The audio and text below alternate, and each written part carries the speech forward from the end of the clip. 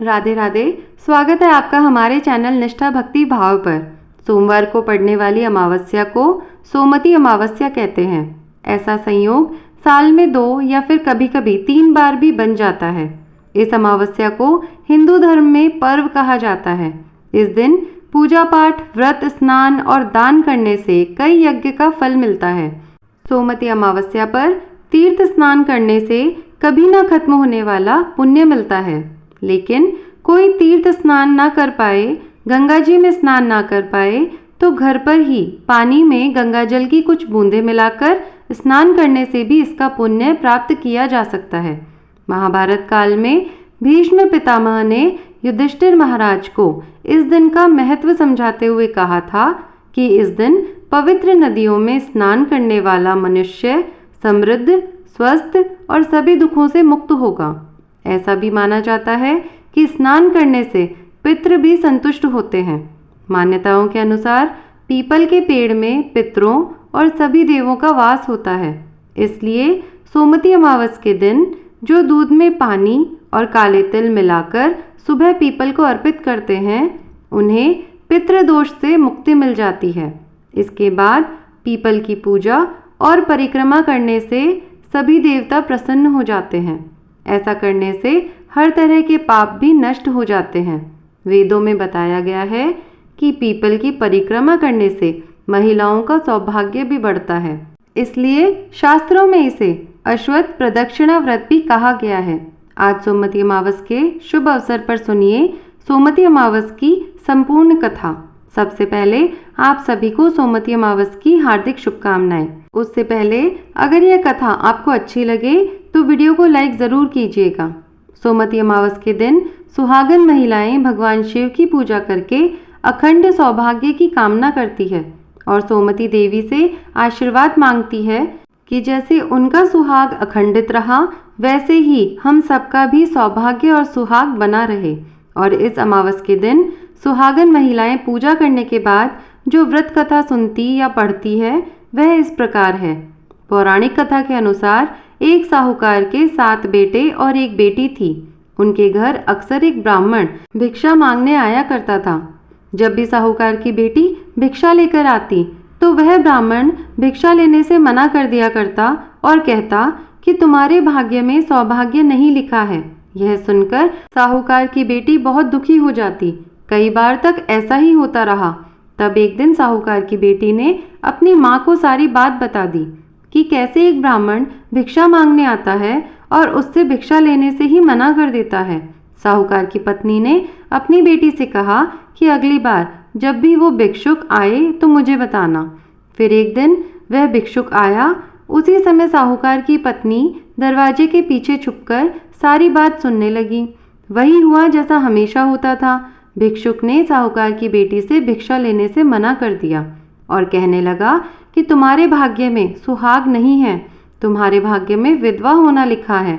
इस बात को सुनकर साहूकार की पत्नी दरवाजे की आड़ से बाहर आकर भिक्षुक से कहने लगी कि एक तो हम आपको भिक्षा दे रहे हैं, ऊपर से आप हमें अशुभ बातें बता रहे हैं। तो ब्राह्मण ने कहा कि मैं जो कुछ भी कह रहा हूँ वह सच है। आपकी बेटी के भाग्य में ऐसा ही लिखा है। जब विवाह के समय आपकी बेटी फेरे ले रही होगी, उस समय सांप जाकर उसके पति को काट लेगा और यह विधवा हो जाएगी। ब्राह्मण की ऐसी बातें सुनकर साहूकार की पत्नी दुखी हुई, लेकिन फिर ब्राह्मण से बोली कि अगर आपको यह पता है कि यह विधवा होगी तो आपको यह भी पता हो सकता है कि फिर उसके सुहाग की रक्षा कैसे हो सकेगी। साहूकार की पत्नी के ऐसा पूछने पर ब्राह्मण ने कहा कि यहाँ से बहुत दूर एक गांव है जहाँ पर सोना धोबिन रहती है। वह हर सोमती अमावस को व्रत रखती है। इससे उसका सुहाग अटल रहता है। अगर वह आकर अपना सुहाग आपकी बेटी को दे देगी तो इसकी ये जो समस्या है वह टल जाएगी। तभी इस ब्राह्मण की बात सुनकर साहूकार की पत्नी ने ब्राह्मण का धन्यवाद किया और वह सोना धोबिन की खोज में निकल पड़ी। एक दिन बहुत तेज धूप के कारण पीपल की छाया में बैठकर आराम कर रही थी। तभी उसने देखा कि एक सांप आया और उस पीपल के पेड़ पर गरुड़ के बच्चों को खाने के लिए चढ़ने लगा और गरुड़ के बच्चों की रक्षा करने के लिए साहूकार की पत्नी ने उस सांप को देखकर उसे मार दिया और गरुड़ के बच्चों की रक्षा की। इतनी देर में गरुड़ भी वहां आ गया और देखा कि आसपास खून ही खून फैला हुआ है। उसने देखा कि उसके बच्चों को नुकसान पहुंचा है, तो उसने चोंच से साहूकारनी पर हमला कर दिया। लेकिन फिर साहूकार की पत्नी ने किसी तरह से उसे रोका और बताया कि उसने तो उसके बच्चों की रक्षा की है। गरुड़ ने जब इस सच को जाना तब कहने लगा कि तुमने मेरे बच्चों की रक्षा की है, इसलिए बताओ कि मैं कैसे तुम्हारी सहायता कर सकता हूँ। तब गरुड़ को बताया कि वह सोना धोबिन की तलाश में निकली हुई है, अगर वह उसे वहां तक पहुंचा दे तो बड़ा उपकार होगा। फिर साहूकारनी को गरुड़ ने सोना धोबिन के गांव में पहुंचा दिया। सोना धोबिन के 7 बेटे और 7 बहुएं थी, लेकिन बहुओं की आपस में बिल्कुल नहीं बनती थी और घर के काम को लेकर कहासुनी बहुत हुआ करती थी। हर रात जब सभी लोग सो जाते तो साहूकारनी उनके घर में चुपके से चली आती और घर का सारा काम करके निकल जाती। कई दिनों तक ऐसा ही चलता रहा। एक दिन सोना धोबन ने सोचा कि अब मेरी बहुएं आपस में कहासुनी नहीं करती, लड़ती भी नहीं है और घर का सारा कामकाज भी हो जाता है। आखिर ऐसा कौन करता है? यह सब जानने के लिए सोना धोबिन ने रात को जाग कर देखा कि साहूकारनी आकर घर का सारा काम करने लगी। तो सोना धोबिन ने उसे जाकर पकड़ लिया और पूछने लगी कि तुम कौन हो और यहाँ इस तरह से मेरे घर का काम क्यों करती चली आ रही हो? साहूकारनी ने कहा कि मैं सब बता दूंगी, लेकिन पहले वचन दो कि सारा सच जानने के बाद तुम मेरी मदद जरूर करोगी। सोना धोबिन ने उसको कहा कि ठीक है, मैं वचन देती हूँ। तो सोना धोबिन को उसने सारी बातें बताई और अपने साथ चलने के लिए कहा।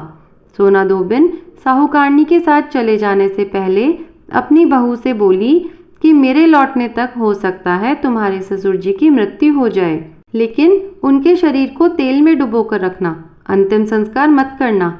ऐसा कहकर साहूकारनी के घर पहुंची तो देखा कि साहूकारनी की बेटी का विवाह हो रहा था। तब फेरों के समय एक सांप लहराता हुआ चला आ रहा था, तो सोना धोबिन ने उसके सामने दूध का कटोरा रख दिया। जैसे ही सांप दूध पीने लगा कि सोना धोबिन ने उस सांप को एक पिटारी में बंद कर दिया और फिर साहूकार की बेटी से कहने लगा कि अब तक मैंने जितने भी सोमवती अमावस के व्रत रखे हैं उन सभी का पुण्य फल मैं इस साहूकारनी की बेटी को देती हूँ। इसके बाद साहूकारनी की बेटी का वैधव्य भी टल गया और वह सौभाग्यवती बन गई। इधर सोना धोबिन ने पकड़े हुए सांप को दूर जंगल में ले जाकर छोड़ दिया। फिर सोना धोबिन अपने गांव लौटने लगी। तब एक दिन रास्ते में ही सोमवती अमावस पड़ गई। सोना धोबिन ने इस दिन व्रत रखा और पीपल की पूजा की, कथा का पाठ भी किया। इसी बीच घर में सोना धोबिन के पति की मृत्यु हो गई। जब वह वापस अपने घर लौटी तब उसने अपने रास्ते में किए हुए सोमवती अमावस का पुण्य अपने पति को दे दिया। इससे उसका मरा हुआ पति फिर से जीवित हो उठा। लोगों ने जब सोना धोबिन से पूछा कि तुमने अपने मरे हुए पति को कैसे जीवित कर लिया, तब उसने बताया कि उसने सोमवती अमावस के व्रत के प्रभाव से अपने पति को जीवित किया है। तब से उस गांव की सभी सुहागन महिलाएं भी अपने पति की लंबी आयु की कामना से सोमवती अमावस का व्रत रखने लगी। हे अमावस माता, जैसे आपने साहूकारनी की बेटी और सोना धोबिन के पति की रक्षा की, जैसे उनका सुहाग अमर किया, इसी तरह इस कथा को कहने, सुनने और हुंकार भरने वाले सभी सुहागन महिलाओं के सुहाग की रक्षा करना, सभी का सुहाग अटल रखना। प्रेम से बोलिए अमावस माता की जय। तो यह थी आज की वीडियो। उम्मीद है आपको पसंद आई होगी। अगर वीडियो पसंद आई हो तो वीडियो को लाइक और शेयर करिए और अगर चैनल पर आप नए हैं तो चैनल को सब्सक्राइब करिए। धन्यवाद। राधे राधे।